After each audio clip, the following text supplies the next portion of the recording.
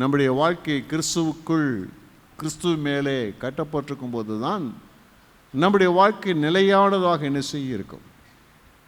நிலையானதாக. வீடு கட்டுகிறவருடைய ஓமை குறித்து கர்த்தராகிய இயேசு கிறிஸ்து சொன்னார். இருவர் வீடு கட்டினார்கள். ஒருவன் மணலின் மேல் வீடு கட்டினான். சீக்கிரமாக அவன் கட்டி முடித்து விட்டான். குறைந்த செலவிலே அவன் கட்டி முடித்து விட்டான்.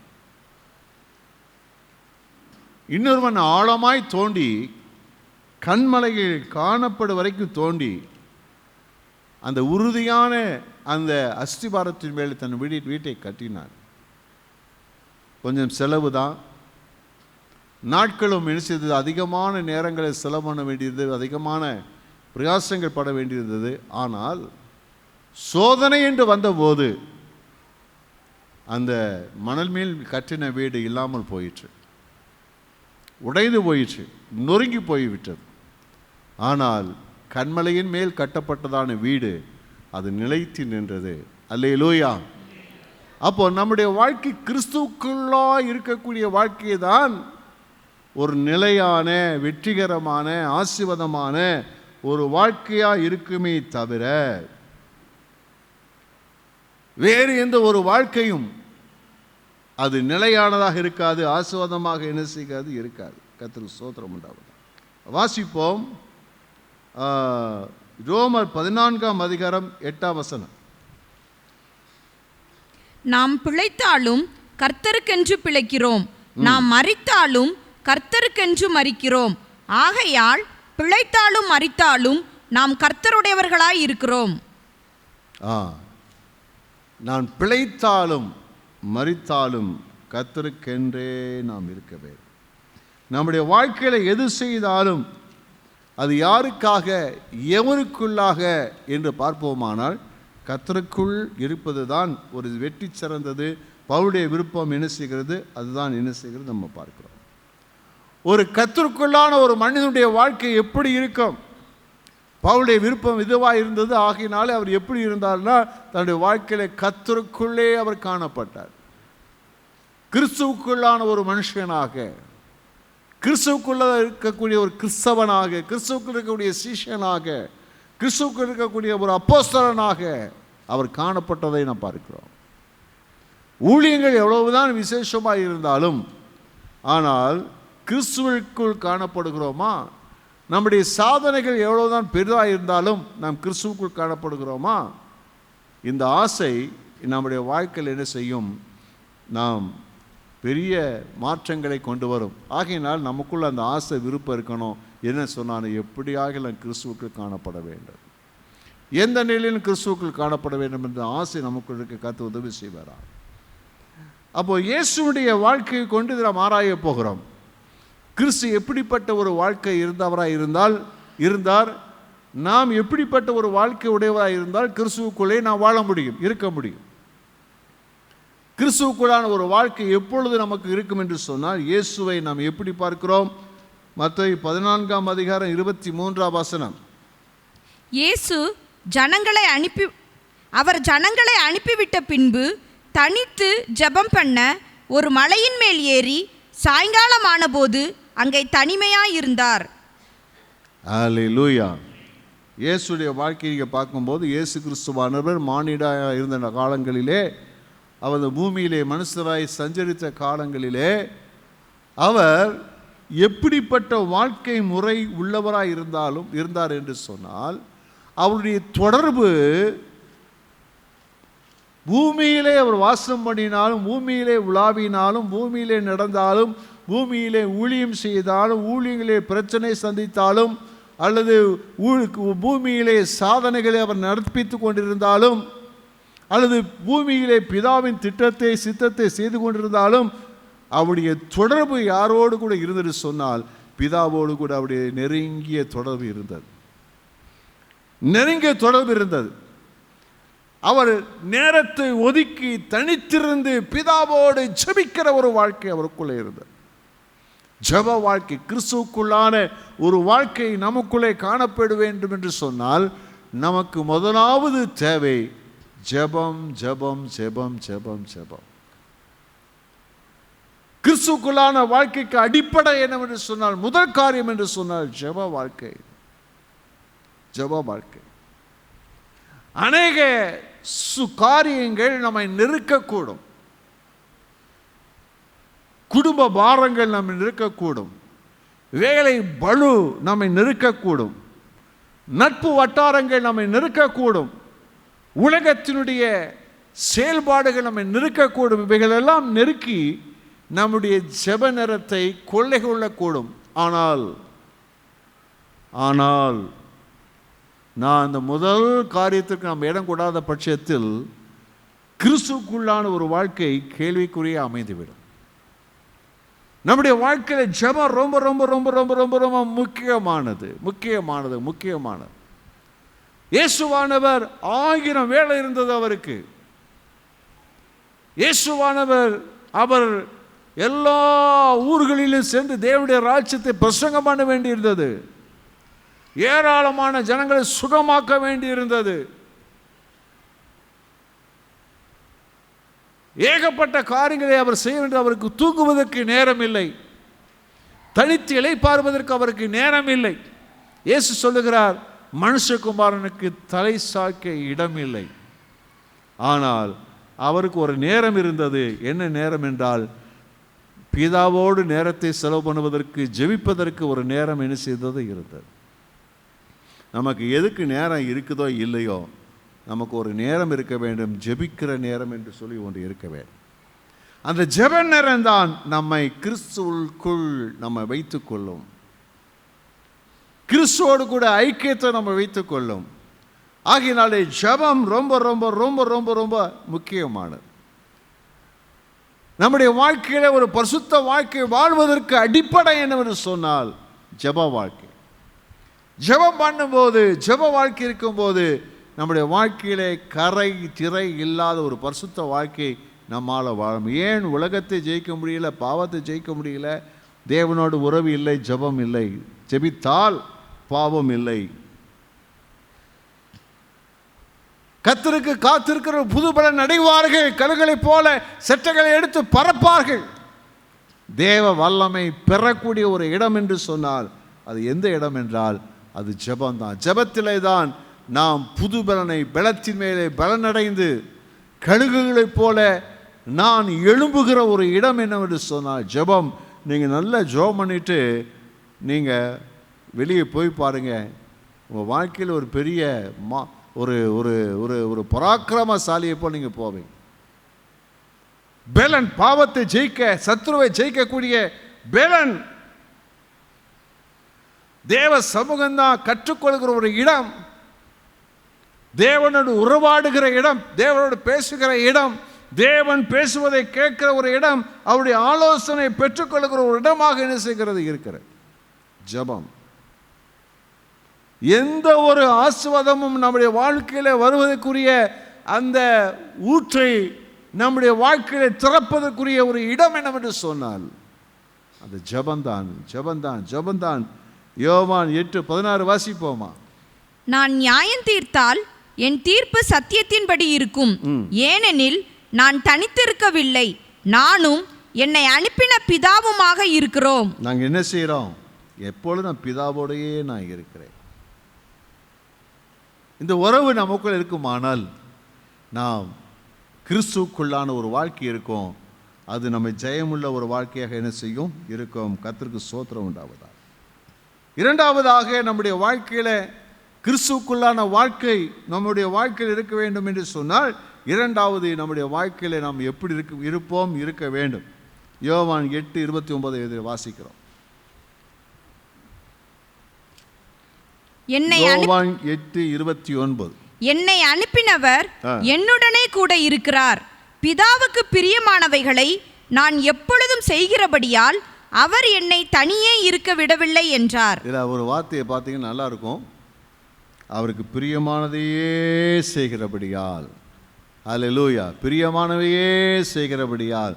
பக்கத்தை பார்த்து சொல்லுங்க, பிதாவுக்கு பிரியமானதையே செய்கிறபடியால். பிதாவுக்கு பிரியமானதையே செய்கிறபடியால். இப்படி இல்லை, ஃப்ரெண்ட்ஸுக்கு பிரியமானதையே செய்கிறபடியினால். பக்கத்தில் சொல்லுங்கள், ஃப்ரெண்ட்ஸுக்கு பிரியமானதை செய்யாத, உன் நண்பருக்கு பிரியமானதை செய்யாத. அல்லேலூயா.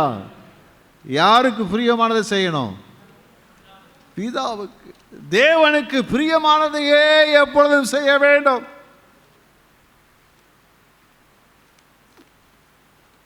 சிலருக்கு என்ன சொன்னா, சொந்தக்காரங்களுக்கு பிரியமானதையே நான் செய்கிறபடியால். சொந்தக்காரங்க தான் எனக்கு முக்கியம், சொந்தம் தான் பந்தம் தான் முக்கியம். சொந்தத்தை பிரியப்படுத்த விரும்பினால், நட்பு வட்டாரத்தை பிரியப்படுத்த விரும்பினால், கிறிஸ்துவுக்குள்ளான வாழ்க்கை கேள்விக்குறிதான், வாய்ப்பே கிடையாது. கிறிஸ்துவுக்குள்ளான ஒரு வாழ்க்கை நமக்கு இருக்குமானால் நல்ல நட்பு வட்டாரம் உண்டாகும், நல்ல நல்ல புதிய உறவுகள் உண்டாகும், உண்மைதான். ஆனால் நட்புக்காக, உறவுக்காக நாம் அதை மாத்திரம் பிரியப்படுத்த விரும்பினால் கிறிஸ்துவுக்குள்ளான வாழ்க்கை நிச்சயமாக இருக்கிறதுக்கு வாய்ப்பு கிடையவே கிடையாது. கர்த்தருக்கு ஸ்தோத்திரம் உண்டாவது. அவருடைய சித்த நோக்கமெல்லாம் எப்படி இருந்தது? எப்பொழுதும் பிதாவுக்கு பிரியமானதையே.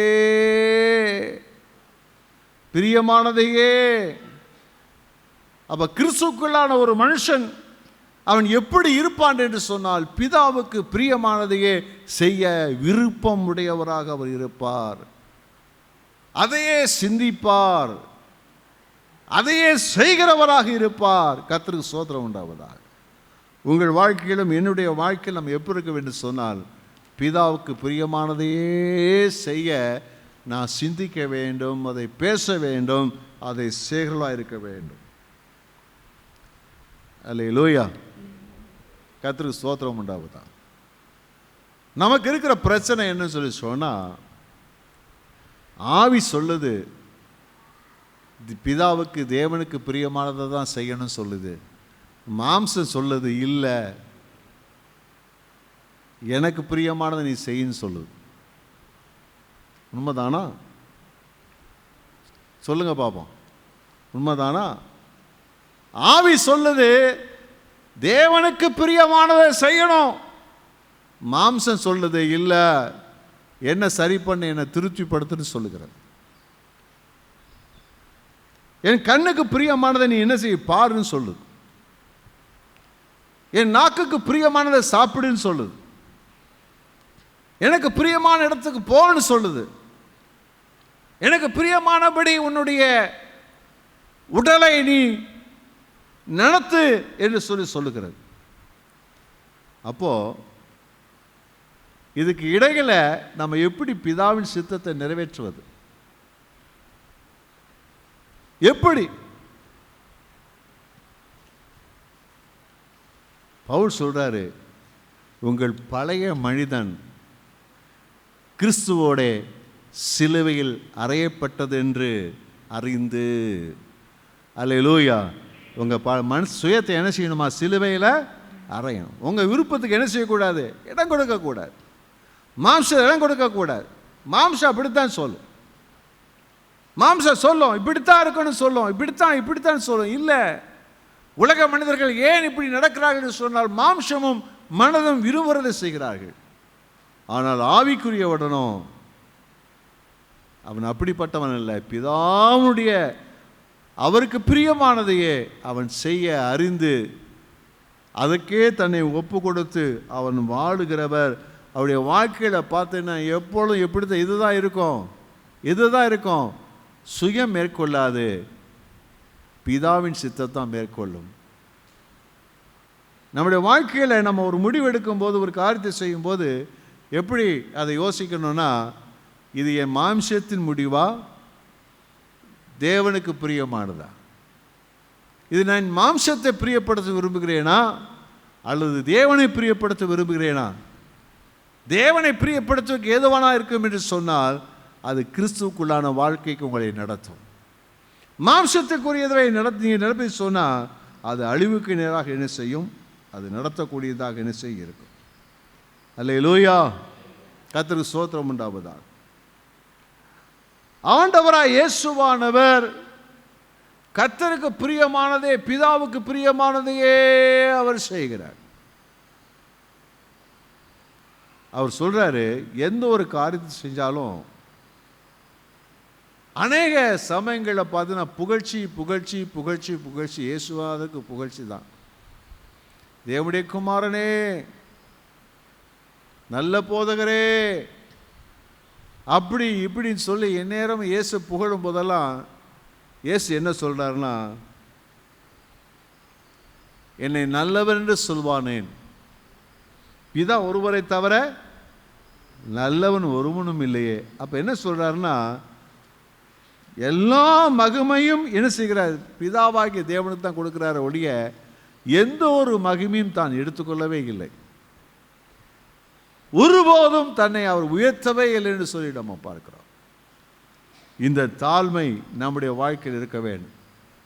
தேவனை பிரியப்படும், எப்படியாகிலும் தேவனுக்கு பிரியமானது செய்யணும். எதை செய்தாலும் மகிமை அவருக்கு தான், எதை படுத்தினாலும் அவருக்கு தான் மகிமை என்ற நிலையில் இருக்கும்போது அது கிறிஸ்துவுக்குள்ளான வாழ்க்கையாக என்ன செய்யும், நம்மை நடத்தும். அல்லேலூயா.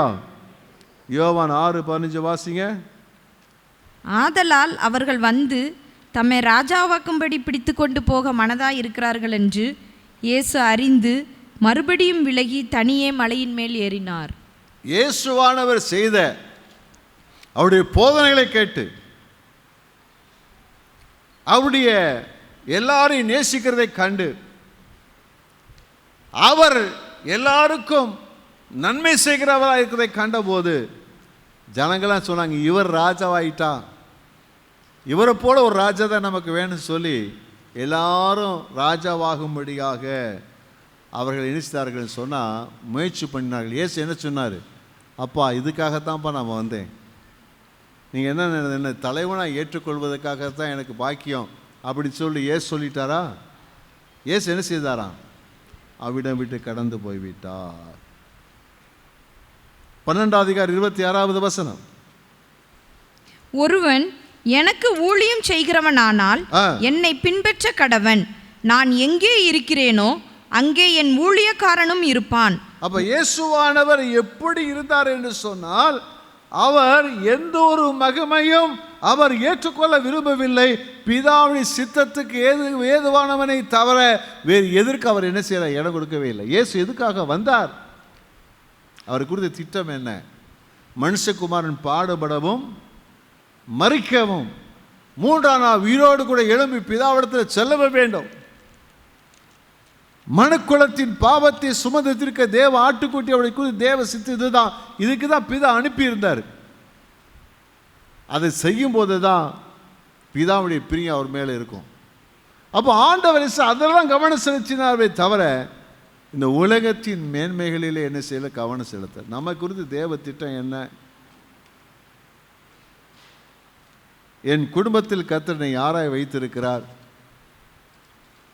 என் வேலை ஸ்தலத்தில் தேவனை யாராய் வைத்திருக்கிறார், சபையிலே கர்த்தரை யாராய் வைத்திருக்கிறார், இது சமுதாயத்திலே கர்த்தரை யாராய் வைத்திருக்கிறார் என்பதை அறிந்து அந்த சித்தத்துக்கு நாம் ஒப்பு கொடுத்து நடப்பது தான் கர்த்தருக்கு பிரியமான ஒரு வாழ்க்கை. அல்லேலூயா. வீட்டில் கணவன் என்ன செய்யணும்? கணவனாக இருக்கணும். மனைவி எப்படி இருக்கணும்? மனைவியாக இருக்கணும். பெற்றோர் எப்படி இருக்கணும்? பெற்றோராக இருக்க வேண்டும். பிள்ளைகள் எப்படி இருக்க வேண்டும்? பிள்ளைகளாக இருக்க வேண்டும். என்ன பாஸ்டர், கணவன் கணவனாக இருக்க மாட்டாரா? மனைவியாக இருக்க மாட்டாங்களா? பெற்றோர் இருக்க மாட்டாங்களா? பிள்ளைகள் இருக்க மாட்டாங்களா? இருக்கணும். இருக்கிறாங்க. பெற்றதினால் பிள்ளை அல்ல, பெற்றோர் அல்ல. பெற்றதினால் மாத்திரம் பெற்றோர் அல்ல. கைப்பிடிச்சினால் மாத்திரம் கணவன் அல்ல. கைப்பிடித்தால் மாத்திரம் மனைவி அல்ல. கணவன் இடத்தில் மனைவி எப்படி நடந்து கொள்ள வேணும் அப்படி நடந்து கொள்ள வேண்டும். அதுதான் தேவனுக்கு பிரியமானது. மனைவி கணவனிடத்தில் எப்படி நடந்து கொள்ள வேண்டுமோ அப்படி நடந்து கொள்ள வேண்டும். அதுதான் கர்த்தருக்கு பிரியமானது. பெற்றோர் பிள்ளைகளை எப்படி வளர்க்க வேண்டுமோ அப்படி வளர்க்க வேண்டும். அதுதான் பிரியமானது. பிள்ளைகள் பெற்றோரை எப்படி கனப்படுத்தி கீழ்ப்படிய வேண்டுமோ அதுதான் என்னது கர்த்தருக்கு பிரியமானது. அல்லேலூயா. இதெல்லாம் செய்யாம உமக்கு பிரியமானதை செய்ய எனக்கு கற்றுத்தாரும் தெய்வமே பாடி 5 பைசாக்கு பிரயோஜனம் கிடையாது.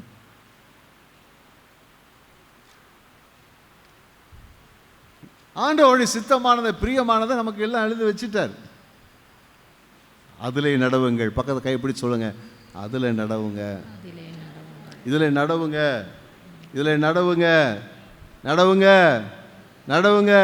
பெற்றோரை பார்த்து பிள்ளைய கேட்க சொல்லக்கூடாது. உங்கள் சோழியை பார்த்துட்டு போ. நீ பிறக்கும் போதே அப்படி சொல்லியிருந்தேன்னா எங்களுக்கு எவ்வளோ பிரச்சனை மிச்சம். உங்கள் சோழியை பாருங்கம்மா. ஏய், உன்னை வளர்க்குறது தான் எங்களுக்கு சோழியே. இன்னைக்கு நிறைய பிள்ளை இப்படி தான் சொல்லுது. அது தப்பு செய்யும்போது கண்டிக்கும் போது என்ன சொல்லுது? உங்கள் சோழியை பார்த்துட்டு போங்க. நீ பிறந்த உடனே அப்படி சொல்லியிருந்தேன்னா எவ்வளோ காசு மிச்சம், எவ்வளோ பிரயாசம் மிச்சம், எவ்வளோ வியாதியெல்லாம் இல்லாமல் காப்பாற்றி இருந்திருக்கலாம். ஆனால் தேவனுடைய பிள்ளைகளாக இருக்கிற நம்ம விளங்கி கொள்ளணும்.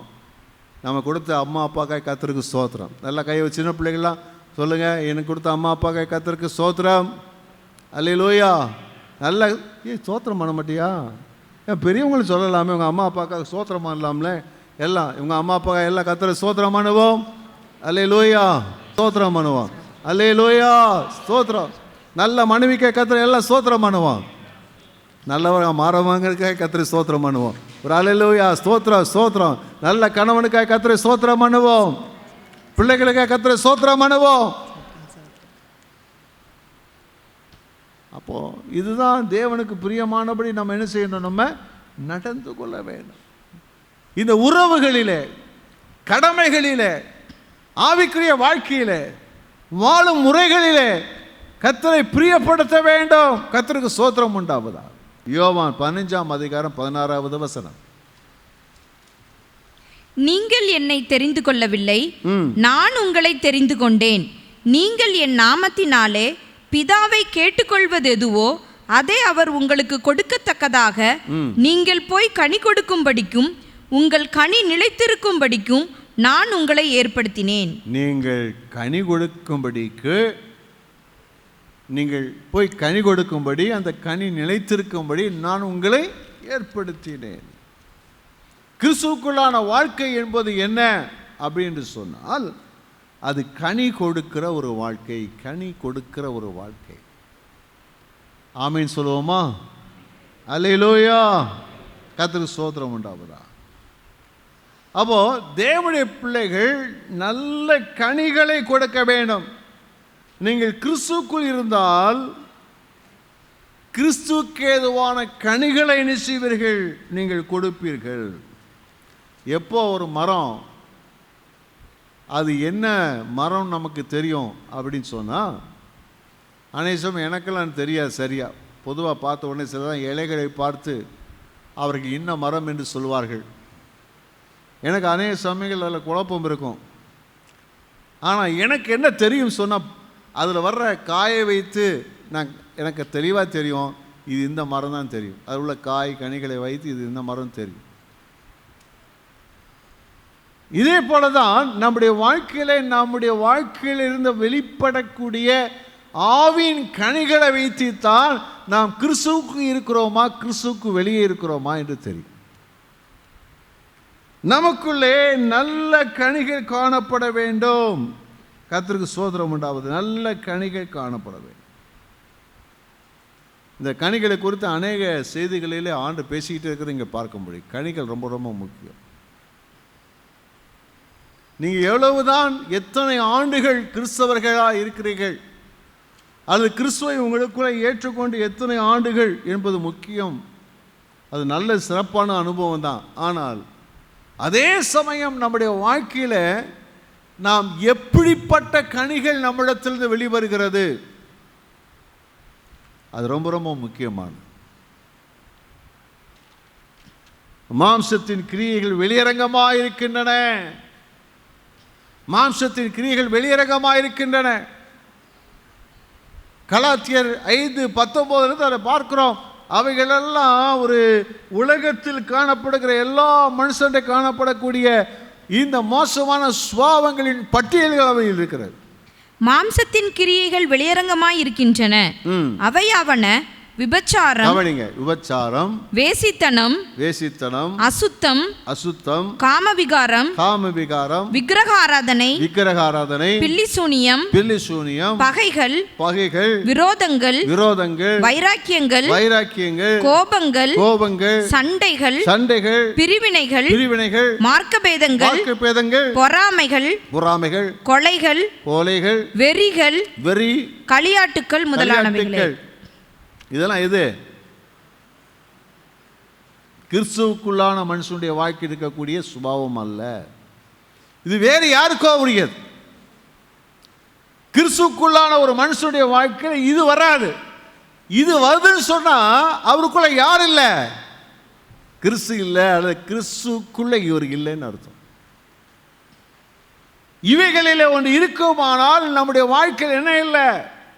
நீங்கள் எத்தனை ஆண்டுகள் இருக்கிறீர்களோ அதல்ல, உங்களிடத்துக்கு என்ன வெளிப்படுது, எது வெளிப்படுது, என்ன சுவாம் வெளிப்படுது, என்ன செயல்பாடுகள் வெளிப்படுகிறது. ஆனால் கிறிஸ்துவுக்குள்ளான மனுஷனுடைய வாழ்க்கையிலிருந்து வெளிப்படக்கூடிய கனிகளை குறித்து சொல்லியிருக்கிறது.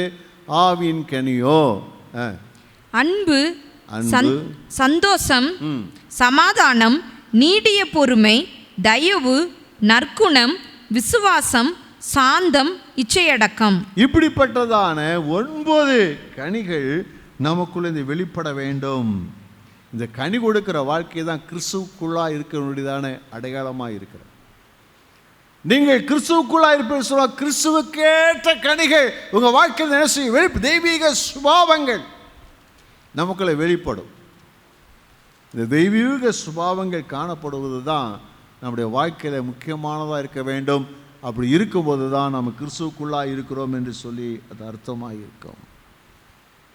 நம்ம யோசித்து பார்க்கணும். நம்மகிட்ட ஏதாவது மாம்சத்தின் கிரியைகள் வெளிப்பட்டா, ஐயோ நான் கிறிஸ்துவிட்டு வெளியே போயிட்டேனா, மறுபடியும் கிறிஸ்துக்குள்ளே நான் என்ன வரணும், உடனே பாவத்தை அறிக்கப்போ நீங்கள் அழுது புலம்பி உபவாசம் இருந்து கிறிஸ்துக்குள்ளே வந்துடணும். ஏன்னா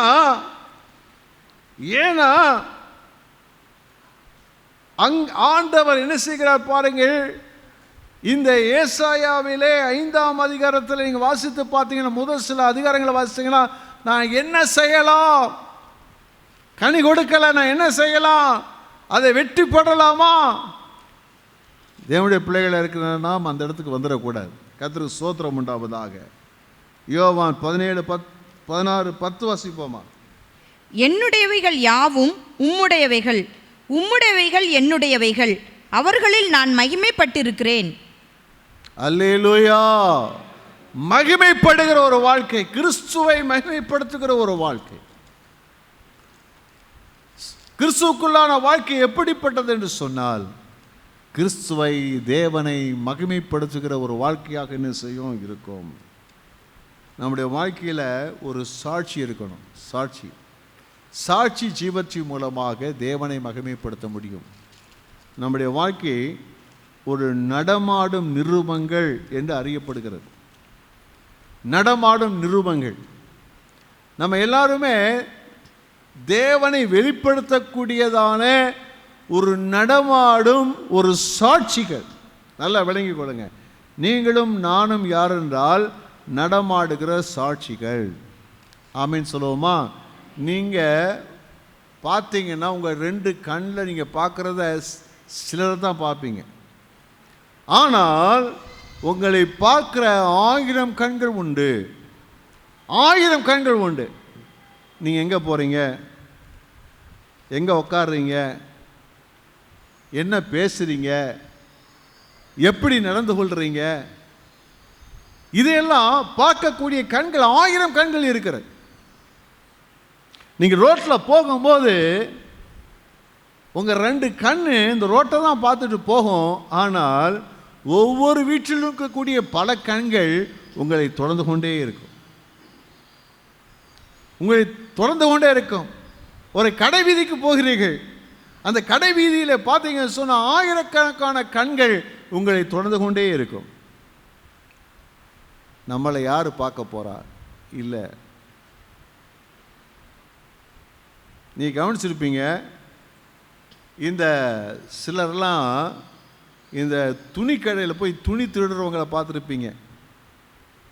நகை திருறவங்களை பார்த்துருப்பீங்க, மளிகை கடைகளில் போய் மளிகை காரியங்களை மாலில் போய் திருறவங்கள பார்த்துருக்கீங்க. அவங்கள பிடிச்சி அந்த எங்கெங்கே தான் துணி ஒழிச்சு வச்சுருந்தாங்களோ அதெல்லாம் பிடிச்சி எடுக்கிறத பார்த்துருப்பீங்க. சிசிடிவி கேமரா மூலமாக கண்டுபிடிச்சி அவங்கள பிடிச்சி எடுத்தால் வயிற்றில் காலில் அங்கே எங்கேயும் போட்டு ஏகப்பட்ட துணி கட்டுக்கட்டாக எடுக்கிறதா பார்த்துருப்பீங்க. நகையெல்லாம் எடுத்துகிட்டு பார்த்துப்பீங்க. அவங்க நினச்சிருப்பாங்க நம்மளை பார்க்குறதுக்கு யாரும் இல்லை, ஆனால் பார்த்து கொண்டே இருக்கக்கூடியதான கண்கள் இருக்கத்தான் செய்கிறது. நாம் இருக்கிற இடங்களில் நம்மளை பார்க்குறதுக்கு நம்மளை யார் பார்க்க போகிறோம்? இல்லைப்பா, எல்லா இடங்கள்லையும் சிசிடிவி கேமரா இருக்குது. பக்கத்தில் சொல்லுங்கள், எல்லா இடத்துலையும் சிசிடிவி கேமரா இருக்குது. உங்கள் வீட்லேயே சிசிடிவி கேமரா இருக்கும். உங்களை எல்லாம் வாட்ச் பண்ணுறதுக்கு ஆள் இருக்கும். பக்கத்து வீட்டில் சிசிடிவி கேமரா இருக்கும். தெருவில் பார்த்தீங்கன்னா அங்கே சிசிடிவி கேமரா இருக்கும். எங்கே போனாலும் சிசிடிவி கேமரா தான் இருக்குது. அல்லேலூயா, எல்லாத்தையும் பார்த்துட்டு தான் இருக்குது. நம்மளை குறித்து அதெல்லாம் என்ன சொல்லுது? தேவ மனுஷன் சொல்லுதா? கர்த்தருடைய பிள்ளைன்னு சொல்லுதா? கிறிஸ்தவன் சொல்லுதா? அல்லேலூயா, ஆமென், அல்லேலூயா. பூனை கண்ணை மூடிக்கிடுமா, மூணுன்னு சொல்லுமா, உலகமே இருண்டு போச்சு. பூனை சொல்லுமா, கண்ணை மூடிக்கிட்டு உலகமே, கண்ணை திறக்குமா, ஆஹா உலகம் என்ன செய்யுது, வெளிச்சமாக இருக்குன்னு சொல்லுமா. நம்ம கண்ணை மூடுறதுனால என்ன ஆகாது, உலகம் இருண்டு போகாது. உலகம் என்ன செய்யுது, வெளிச்சமாக தான் இருக்குது, எல்லாம் பார்த்துட்டு தான் இருக்குது. நம்ம பார்க்குறவங்க போகிற இடங்களில் நம்ம என்ன செய்யணும்? கிறிஸ்தவர்கள் தேவனுடைய பிள்ளைகள் என்பதை விளங்க பண்ண வேண்டும். அல்லேலூயா. பேச்சில், நடக்கையில், செய்கையில், கிரிகளில் எல்லாவற்றையும் தேவனுடைய பிள்ளைகள் என்பதை என்ன செய்து கொள்ள வேண்டும்? விளங்கப்பட வேண்டும். ஆமென் சொல்லுவோமா? அல்லேலூயா, கர்த்தருக்கு ஸ்தோத்திரம். இரண்டாவது, நம்ம சாட்சி மூலமாக நம்ம கிறிஸ்துவை மகிமைப்படுத்த வேண்டும். எல்லா இடங்களிலும் நீங்கள் கிறிஸ்துவை சாட்சியாக அறிவிக்க வேண்டும். கிறிஸ்துவை அறிவிக்கணும். நம்ம வாய் சும்மாவே இருக்கக்கூடாது. எங்கே போனாலும் இயேசு உங்களுக்கு செய்த நன்மைகளை அறிவித்து கொண்டே இருங்கள். இது மூலமாய் தேவனுடைய நாமம் என்ன செய்யும்? மகிமைப்படும். இதுதான் கிறிஸ்துவுக்குள்ளான ஒரு வாழ்க்கை. கிறிஸ்துவுக்குள்ளான வாழ்க்கை. எங்கே போனாலும் கர்த்தர் செய்த நன்மைகளை பேசுங்க. கல்யாண வீட்டுக்கு போகிறீங்க, பேசுறதுக்கு ஒரு சந்தர்ப்பம் கிடைக்குது. அத்தையை பார்க்க, சித்தப்பாவை பார்க்க, மாமாவை பார்க்க, அண்ணனை பார்க்க, தம்பியை பார்க்க, பழைய நண்பர்களை பார்க்க வாய்ப்பு கிடைக்குது. உடனே சொல்லணும், நான் இந்த மாதிரி இயேசுவை ஏற்றுக்கொண்டேன், எனக்கு இயேசு இதை செய்தார், நான் ஜெபம் பண்ணேன், இயேசு எனக்கு அப்படி அற்புதம் செய்தார், இயேசு என்னை இப்படி மாற்றினார், இயேசு என் சுபாவத்தை மாற்றினார், என் வாழ்க்கையை மாற்றினார், எனக்கு நன்மை செய்தார், எப்படின்னு சொல்லி பாருங்க. அப்படியா, பரவாயில்லையே, இயேசு உனக்கு அப்படி செய்தாரா? இதுதான் இயேசுவை மகிமைப்படுத்துகிறதான ஒரு வாய்ப்பு. அல்லேலூயா. இப்படி தான் கர்த்தரை மகிமைப்படுத்தணும். எதை பார்த்தாலும் கர்த்தரை பற்றி பேசுங்க, கர்த்தரை பற்றி செய்யுங்க. அவர் செய்கிறதான எல்லா காரியங்களை குறித்து என்ன செய்யுங்க? சாட்சியை சொல்லுங்க. இதுதான் தேவன் மகிமைப்படுகிறதான ஒரு இடம். நம்ம எல்லாருக்குள்ளேயுமே ஒன்று இருக்கும். என்ன தெரியுமா? என்னன்னு தெரியுமா? எல்லாருக்கும் ஒன்று இருக்கும். என்னது? நான் தான், நான் தான், நான் தான், நான் தான் சொல்லு. இந்த நான் என்றது இருக்குது, அது இருக்கிற வரைக்கும் கிறிஸ்து நமக்குள்ள வெளிப்பட முடியாது. இவர் கிறிஸ்து தான், இவர் தேவகுமாரன் தான், வானத்தையும் பூமியும் படைத்தவர் தான், சர்வ வல்லமுள்ள தேவன் தான். ஆனால் அவர் எப்படி நடந்து கொண்டார்? யோவான் 13:3-4 வசனங்கள் வாசிங்க. யோவான் 13:3-4. தம்முடைய கையில் பிதா எல்லாவற்றையும் ஒப்புக்கொடுத்தார் என்பதையும், தாம் தேவனிடத்திலிருந்து வந்ததையும் தேவனிடத்திற்கு போகிறதையும் இயேசு அறிந்து போஜனத்தை விட்டு எழுந்து, சாப்பாட்டை விட்டு எழுந்து, வஸ்திரங்களை கழற்றி வைத்து வஸ்திரங்களை கழற்றி வைத்து ஒரு சீலையை எடுத்து ஒரு துணியை எடுத்து அறையிலே கட்டிக்கொண்டு பின்பு பாத்திரத்தில் தண்ணீர் வார்த்து சீஷருடைய கால்களை கழுவவும் தாம் கட்டிக்கொண்டிருந்த சீலையினால் துடைக்கவும் தொடங்கினார். ஒவ்வொரு சீஷருடைய காலையும் போய் கழுவி அந்த துணியை வச்சு என்ன செய்தாரு? துடைக்க ஆரம்பிச்சிட்டார். இவர் யாருங்க? தேவன், சகலத்தை சிருஷ்டித்தவர், சர்வ வல்லமையுள்ள கடவுள். அவர் மனிதனாய் வந்திருக்கிறார். யாருடைய பாதத்தை கழுவுறாரு? சீசருடைய பாதத்தை போய் கழுவுறாரு. எல்லாரும் என்ன சொல்ற? ஐயோ, வேத சொல்றான், நீ என்னுடைய பாதத்தை கழுவப்படாது. நம்மள தானே சொல்லுவோம், இயேசுவே என் பாதத்தை கழுவுகிறார். சே, நான் எவ்வளோ பெரிய ஆள்.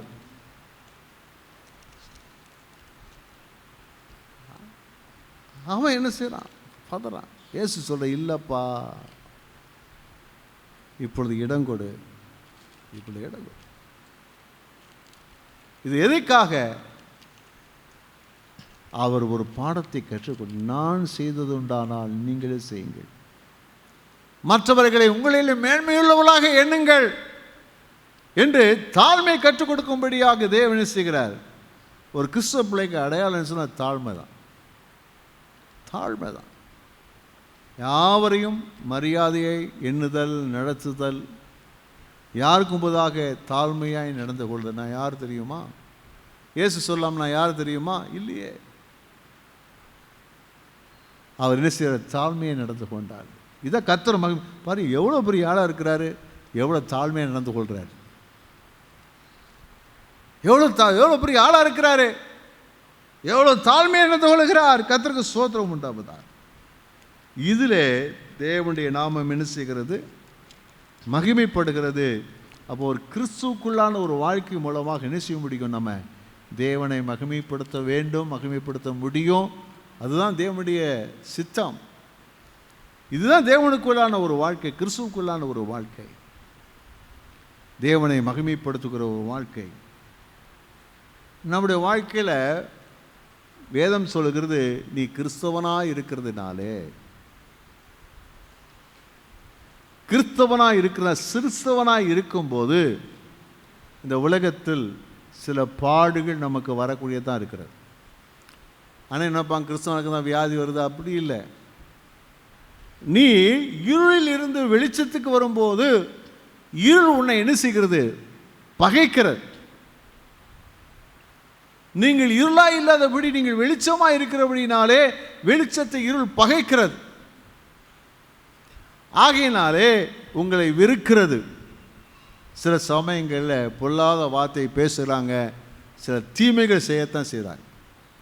கிறிஸ்துவராய் நீங்கள் மாறும்போது சில சமயங்களில் பாடுகள் நம்முடைய வாழ்க்கையில் வருவது இயற்கையானதே. எல்லாருக்குள்ளே அந்த பாடுகள் இருந்திருக்கிறது. யாரெல்லாம் கிறிஸ்துவ அல்லாதவர்களாக இருந்து ஒருத்தர் கிறிஸ்துவை ஏற்றுக்கொள்ளும் போது என்ன நடக்குது? அவர்கள் பகைக்கிறார்கள், வெறுக்கிறார்கள். சில சமயங்களில் தீமை என்ன செய்கிறாங்க. சிலர் அவருக்கு செய்வன கூட வச்சுப்படுறாங்க. ஏன்னா அவன் தவறான வழிக்கு போகிறான்னு சொல்லி அவன் திருத்துறன்னு நினச்சி தீமை செய்கிறான்.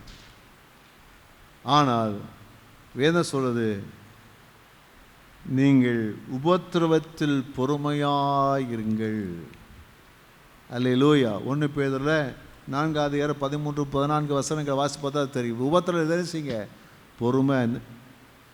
நீங்கள் அந்த நேரத்தில் தெரிஞ்ச பொறுமையாக இருக்க வேண்டும். ஒரு நாள் வரும், தேவன் அது மூலமாய் தேவநாம மகிமைப்படுவதற்கு ஏதுவாக என்ன செய்வார்? கர்த்தர் செய்ய உண்மையுள்ளவராய் இருக்கிறார். அல்லேலூயா. அவர் நம்மிலே அவர் மகிமைப்படுகிறவராய் இருப்பார். இது மூலமாக நாம் கிறிஸ்துவுக்குள் இருப்பதை நாம் விளங்கப்பட முடியும். நீங்கள் கிறிஸ்துவுக்குள் இருப்பது தான் ரொம்ப ரொம்ப முக்கியம். கிறிஸ்துவுக்குள்ளான வாழ்க்கை என்பது தேவனை மகிமைப்படுத்துகிற ஒரு வாழ்க்கை. உங்கள் மூலமாக தேவன் மகிமைப்பட வேண்டும். அல்லேலூயா. கர்த்தருக்கு ஸ்தோத்திரம் உண்டாவதாக. இறுதியாக யோவான் 17:21-23 வசனங்கள்.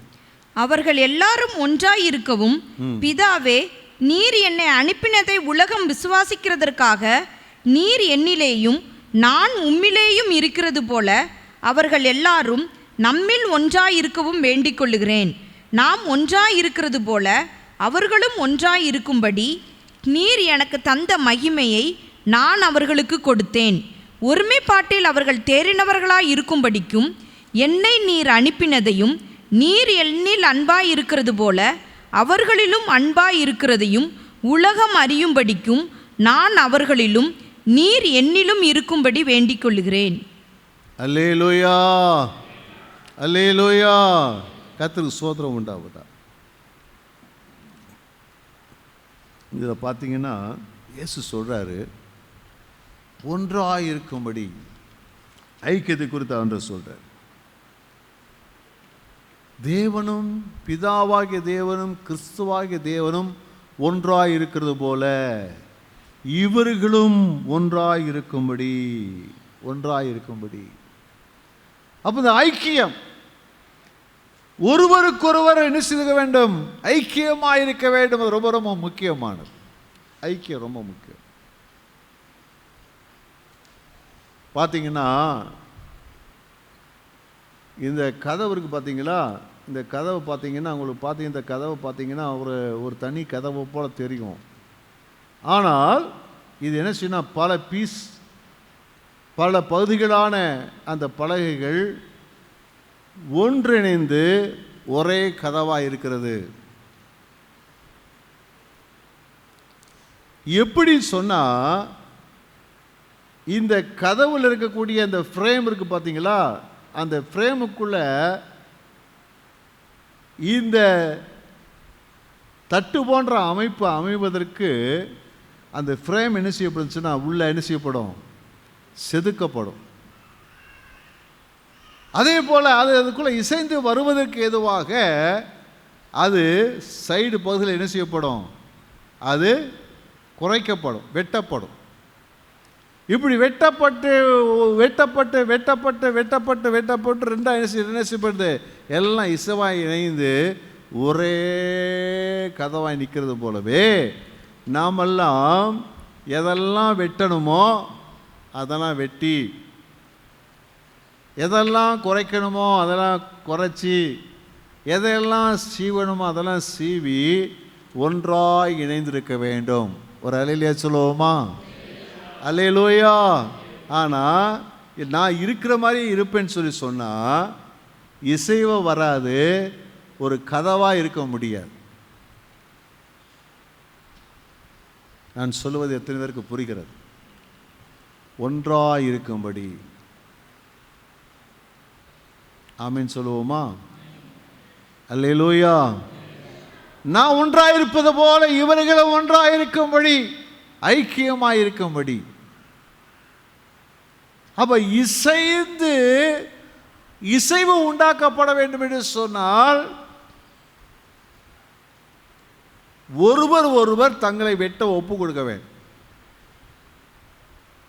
ஆமென், அல்லேலூயா. எதெல்லாம் விட்டு கொடுக்கணுமோ அதெல்லாம் விட்டு கொடுத்து, எதெல்லாம் வெளியேற்றணுமோ அதை வெளியேற்றினா தான் ஒருவருக்கு ஒரு இசைவு உண்டாகும், ஒன்றாக்கப்பட முடியும். குடும்பத்திலே நீங்கள் எதையெல்லாம் வெட்டப்பட வேண்டுமோ, எதெல்லாம் அகற்றப்பட வேண்டுமோ அதெல்லாம் அட்ஜஸ்ட் பண்ணி சரி பண்ணால் தான் ஒருவரோடு ஒட்டி கொள்ள முடியும், ஒன்றாயிருக்க முடியும்.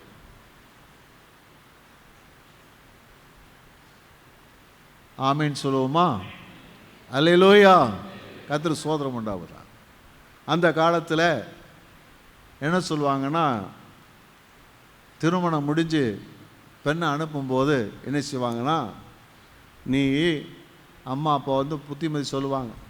அம்மா புத்திமதி சொல்லுவாங்க, நீ போகிற வீட்டில் எப்படி நடந்து கொள்ளணும், எப்படி உன்னை மாற்றிக்கணும், நீங்கள் எப்படி இருந்த ஆனால் அங்கே போனால் எப்படி இருந்தால் கொள்ளணும், புத்திமதி சொல்லுவாங்க. இப்போ உள்ள பேரண்ட்ஸ் எப்படி சொல்லி கொடுக்குறாங்களா?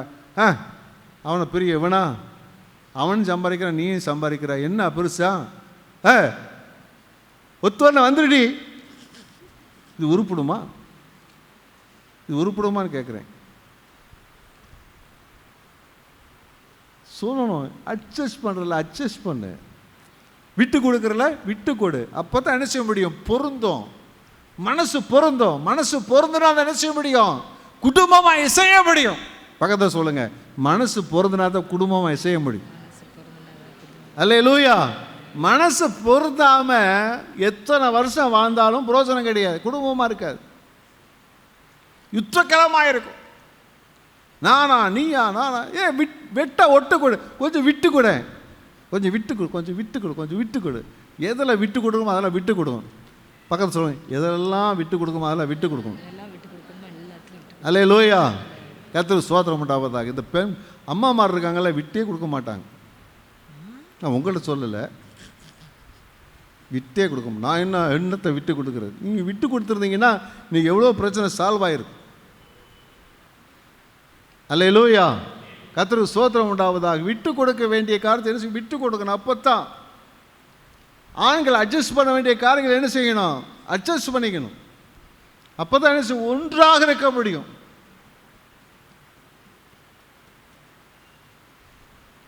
அப்போ இப்போ வீட்டில் எந்நேரமும் சண்டை போட்டுக்கிட்டு இருந்துட்டு எலியும் புனையமாக இருந்துட்டு நீங்கள் எப்படி கிறிஸ்துவுக்குள்ளே உங்களால் வாழ முடியுதுன்னு நினைக்கிறேன். நீங்கள் ஜெபம் பண்ணுறதுனால அது நீங்கள் என்ன செய்ய முடியும்? கிறிஸ்துவுக்குள்ளே வாழ்கிறீங்கன்னு சொல்ல முடியுமா? ஊழியம் செய்கிறதுனால கிறிஸ்துவுக்குள்ளே வாழ்கிறீங்கன்னு சொல்ல முடியுமா? சில ஐயாமார் இருக்காங்க, நான் தான் வச்சது தான் சட்டம், நான் சொன்ன உட்காரணும் எந்திரிக்கணும் தெரியுமா? ஒட்டாது, ஒன்றாகாது. அல்லேலூயா. ஆமாம். எனக்கு தெரிஞ்ச ஒரு குடும்பத்தில் ஒரு அண்ணன் இருந்தார். வீட்டில் குனிஞ்சு ஒரு வேலை செய்ய மாட்டார். அப்போ அந்த அம்மா சொல்லுவாங்க, டேய் பொண்டாட்டி வந்து அவளுக்கு தண்ணி விடுப்பில் தூக்கி விடுப்படா அப்படி சொல்லுவாங்க. அதே மாதிரி கல்யாணம் பண்ணால் வீட்டுக்கு தண்ணி விட அவள் தான் பிடிப்பார். நல்ல காரியம். ஏன்னா அப்போ தான் குடும்பம் ஓடும். அல்லேலூயா. ஐக்கியம், விட்டு கொடுத்தல், இதே தான் சபைக்குள்ள வரணும். சபைக்குள்ள என்ன செய்ய? எல்லாருமே எல்லா விசுவாசிகளும் ஒருத்தருக்கு ஒருத்தர் விட்டு கொடுக்கணும். நேரத்தை விட்டு கொடுக்கணும். சில காரியங்களை விட்டு கொடுத்தால் தான் சபையில் என்ன செய்யும்? அந்த ஒரு மனம் இருக்கும், ஐக்கியம், ஒன்றாக இருக்க முடியும். நான் யாரு நீ யாருன்னு நினைச்சேன்னு சொன்னால் யாரை பார்த்தாலும் நீ பிரைஸ் தி சொல்லணும். பக்கம் சொல்லுங்களேன், எல்லாரும் பார்த்து பிரைஸ் தி சொல்லணும். அல்லேலூயா. கர்த்தருக்கு ஸ்தோத்திரம். ஆமென். யாராக இருந்தாலும் மரியாதையாக பிரைஸ் தி சொல்லி பழகுங்க. நான் அவருக்கு தான் பிரைஸ் தி சொல்ல, இவர் தான் பிரைஸ் தி சொல்லி சொல்லாதீங்க. நீங்கள் ஒன்றாக இருப்பது தான் ஐக்கியத்தின் வாழ்க்கை தான் கிறிஸ்துவுக்குள்ளான ஒரு வாழ்க்கை. நீங்கள் உட்காந்து கதை பேசலாம் பெரிய கிறிஸ்துவுக்குள்ளான வாழ்க்கையெல்லாம் கிடையாது. ஒருத்தருக்கு குறை சொல்கிறதெல்லாம் உங்களுக்குள்ள நாசம் பண்ணுற வாழ்க்கை தான்.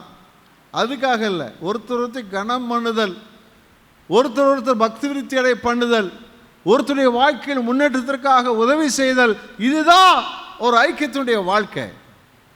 தேவ பிள்ளைகளாக இருக்கிற நீங்கள் அப்படி மாற கர்த்தர் எதிர்பார்க்கிறார். ஆமென் சொல்லுவோமா? இந்த ஐக்கியம். அல்லேலூயா. குடும்பம் என்பதால் கணவன் மனைவினா ஒரே சரீரம். இதே போல் சபை என்பது கிறிஸ்துவின் ஒரே சரீரம். ஆத்ம மணாளன் கிறிஸ்து, அவரே நமக்கு தலையாக இருக்கிறார். நாம் ஒரே சரீரமாக இருக்கிறோம். அல்லேலூயா. ஒரே கட்டிடமாக இருக்கிறோம். அல்லேலூயா. ஆமாம். எத்தனை செங்கல்கள் இருந்தாலும் ஆனால் கட்டடம் ஒன்று தான், பில்டிங் ஒன்று தான், வீடு ஒன்று தான். இதே போல் நம்முடைய வாழ்க்கையில் ஒன்று என்ற இடத்துக்கு நினைத்து கொள்ள வேண்டும், வர வேண்டும். என் குடும்பம் என் சபை, என் குடும்பம் என் சபை என்று வர வேண்டும். அந்த ஐக்கியம் தான் அனுசரித்து சொன்னால் கிறிஸ்தவ வாழ்க்கை என்பதை வெளிப்படுத்தும். அல்லேலூயா. கர்த்தருக்கு ஸ்தோத்திரம் உண்டாவதாக. ஆமென். அநேக சமயங்களில் அந்த நாட்களில் நான் இந்த சபை ஆரம்பித்த டைமில் நம்ம சபையில் என்ன செய்வாங்கன்னா, சில பெண் கேட்பாங்க, பக்கத்தில் உள்ளதான இந்துக்கள் கேட்பாங்க, உங்கள் சபையில் ஏப்பா நீ தான் வேறு சாமியை கும்பிட்றிய, இங்கே பொண்ணு கேட்குறிய? இல்லை, இங்கே பெண்கள்லாம் என்ன செய்வாங்கன்னா நல்ல பொம்பளைங்களாக இருக்கிறாங்க அப்படின்னு கேட்பாங்க. நம்ம கொடுக்க மாட்டோம், நல்லா தெரியும். ஆனால் சாட்சி எப்படி இருக்கு பாருங்கள். ஒரு அல்லேலூயா சொல்லுவோமா? அப்போ அப்படிப்பட்டதான நல்ல சாட்சிகள் நம்முடைய வாழ்க்கையில் இருக்க வேண்டும். கர்த்தர் உதவி செய்வார். இதுதான் கிறிஸ்துவுக்குள்ளான வாழ்க்கை என்பது. கிறிஸ்துவுக்குள்ளான வாழ்க்கை என்பது வேறு ஒன்று கிடையவே கிடையாது. இதுதான் கிறிஸ்துவுக்குள்ளான வாழ்க்கை. ஜெப வாழ்க்கை, கர்த்தருக்கு பிரியமான ஒரு காரியத்தை செய்யக்கூடிய வாழ்க்கை, கனி கொடுக்கிற ஒரு வாழ்க்கை, கர்த்தரை மகிமைப்படுத்துகிற ஒரு வாழ்க்கை, ஐக்கியமுள்ள ஒரு வாழ்க்கை. நீ வீட்டில் குடும்பத்தில் ஐக்கியம் இல்லாமல் சபையில் எப்படி ஐக்கியமாக உங்களால் இருக்க முடியும்? வீட்டில் புருஷனும் பொண்டாட்டியும் சண்டை போட்டுட்டு வந்து சபையில் வந்து ஒருத்தர் பிரச்சனை பண்ணாமல் எப்படி இருக்க முடியும்? ஒரு அல்லேலூயா சொல்லுவோமா? அல்லேலூயா. நீங்கள் அடுப்பில் ஒரு பாத்திரத்தை நல்லா சூடாக்கிட்டு அந்த பாத்திரத்தை எடுக்கும்போது என்ன செய்வீங்க? நீங்கள் தான் உள்ளே வச்சுருப்பீங்க. ஆனால் நல்லா சூடானதுக்கப்புறம் கையில் எப்படி நம்மளால் எடுக்க முடியும்? அது நம்ம கையை சூடாக்கி விட்டுரும், பொத்து போக வச்சிரும். வீட்டில் சூடாகிட்டு சபைக்குள்ளே வந்தீங்கன்னா சபையில் என்ன செய்யும்? ஒருத்தர் சூடாக்கி விட்டுரும், பொத்து விட்டு போயிடும், காயப்படுத்திடும். இல்லை, எல்லா இடங்களிலும் நம்முடைய சாட்சியை நான் விளங்க பண்ணும்படியாக ஐக்கியமாக இருக்க கர்த்தர் உதவி செய்வாராக. ஒருவருக்கு ஒருத்தர் மன்னிக்கணும், விட்டு கொடுக்க வேண்டும், பொறுத்து போக வேண்டும். அல்லேலூயா, ஆமென், அல்லேலூயா. எல்லாம் எழுதுன கர்த்தரை மகிமைப்படுத்துவோம். பவுல் சொல்றாரு, எப்படி ஆகிலும் கிறிஸ்துக்குள்ளானவனாக இருக்கும்படி நான் கிறிஸ்துக்குள்ளே இருக்கணும், கிறிஸ்துவிட்டு வெளியே போயிடக்கூடாது. இது இல்லைன்னா கிறிஸ்துவிட்டு வெளியே தான் இருப்பீங்க. இது இல்லைன்னா கிறிஸ்துவிட்டு என்ன செய்யணும்? வெளியே தான் இருக்கணும். எல்லாமே சரியாக இருக்குன்னு சொல்ல முடியாது. குடும்பத்தில் கையில் 5 விரல் இருக்குது, 5 விரல் ஒன்றா இருக்காது. ஆனால் கை தான். குடும்பத்தில் எல்லாரும் ஒரே மாதிரி இருக்க மாட்டாங்க. ஆனால் குடும்பம்னா இந்த கையோடு இசைஞ்சிருந்தால் தான் கை. அப்போ தான் கை இசைந்திருக்க வேண்டும். குடும்பத்தில் இசைந்திருக்க வேண்டும், சபையில் இசைந்திருக்க வேண்டும். பலவீனப்பட்ட விசுவாசி இருப்பாங்க, பலனுள்ள விசுவாசி இருப்பாங்க, வசதி உள்ளவங்க இருப்பாங்க, வசதி இல்லாதவங்க இருப்பாங்க. இசைந்து கொள்ள வேண்டும். உங்கள் வாழ்க்கை துணை உங்களுக்கு நீங்கள் நினச்ச மாதிரி இல்லாமல் இருக்கலாம், இசைந்து கொள்ள வேண்டும். கர்த்தர் உங்களுக்கு யாரை எப்படி கொடுத்தாரோ அப்படியே ஏற்றுக்கொள்ள வேண்டும். அல்லேலூயா. அப்படியே ஏற்றுக்கொண்டு அதோடு இசைந்து கொள்ள வேண்டும். அல்லேலூயா. எல்லா கர்த்தரை நல்லா ஸ்தோத்திரம் பண்ணுவோம். ஆண்டவரே உமக்கு ஸ்தோத்திரம். எப்படி ஆகிலும் ஆண்டவரே கிறிஸ்துவுக்குள்ளான வாழ்க்கை வாழ்வதற்கு நான் விரும்புகிறேன். கிறிஸ்துவுக்குள்ளாக இருக்க விரும்புகிறேன். இயேசுவுக்குள்ளே இருக்க விரும்புகிறேன். அதுதான் ஆசை, அதுதான் விருப்பம். அதுக்கேற்றபடி நான் வாழ்வதற்கு என்னை அர்ப்பணிக்கிறேன் ஆண்டவரே, அர்ப்பணிக்கிறேன் ஆண்டவரே, அர்ப்பணிக்கிறேன் ஆண்டவரே, அர்ப்பணிக்கிறேன் ஆண்டவரே, அர்ப்பணிக்கிறேன் ஆண்டவரே. எல்லாம் கையை உயர்த்தி ஜெபம் பண்ணுவோமா? எல்லாம் கையை உயர்த்தி. இயேசுவே உம்மோடிருக்கும் வாழ்க்கை தேனிலும் மதுரமாகுமே. இயேசுவே உம்மோடிருக்கும் வாழ்க்கை தேனிலும் மதுரமாகுமே. இயேசுவே நீ இல்லா வாழ்க்கை மாறாவின் கசப்பாகுமே. இயேசுவே உம்மோடிருக்கும் வாழ்க்கை தேனிலும் மதுரமாகுமே, தேனிலும் மதுரமாகுமே. இயேசுவே நீ இல்லா வாழ்க்கை மாறாவின் கசப்பாகுமே. உம்மை அன்பிடுவே, உம்மை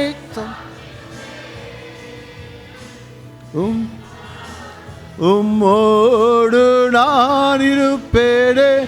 உம்மை நம்பிடுவே, உம்மை சார்ந்திடுவே, சாந்திடுவே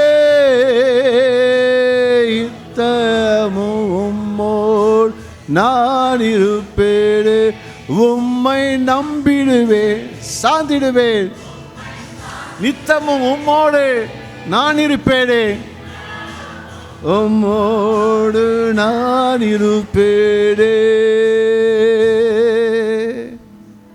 ஆமென். ஆண்டவரே, எப்படி ஆகிடும் கிறிஸ்துவுக்குள் இருக்கிறவனாய் காணப்படும்படி ஜெபத்திற்கு, கர்த்தருக்கு பிரியமானதை செய்வதற்கு, கனி கொடுக்கிற வாழ்க்கைக்கு, தேவனை மகிமைப்படுத்துகிற ஒரு வாழ்க்கைக்கு, ஒரு மனம் ஐக்கியமுள்ள ஒரு வாழ்க்கைக்கு நான் அர்ப்பணிக்கிறேன். தேவரீர், உம்முடைய கிருபை சமாதானம் நம்முடைய பிள்ளைகளோடு கூட இருக்கட்டும். நம்முடைய பிள்ளைகளில் யாராவது தேவையோடு இருப்பார்கள், ஆனால் அவருடைய தேவைகளை கர்த்தர் சந்திக்கும்படி ஜெபம் எடுக்கிறோம். யாராவது தங்களுடைய வாழ்க்கையிலே சமாதானம் இல்லாதிருப்பார்களானால் கர்த்தராகிய தேவனுக்குரிய சமாதானத்தை தந்து பிரச்சனைகளை மாற்றி விடுதலையாக்கும்படி ஜெபம் எடுக்கிறோம். அந்த யாவரையும் ஆசீர்வதிங்க. இயேசுவின் நாமத்தில் நல்ல பிதாவே, ஆமென்.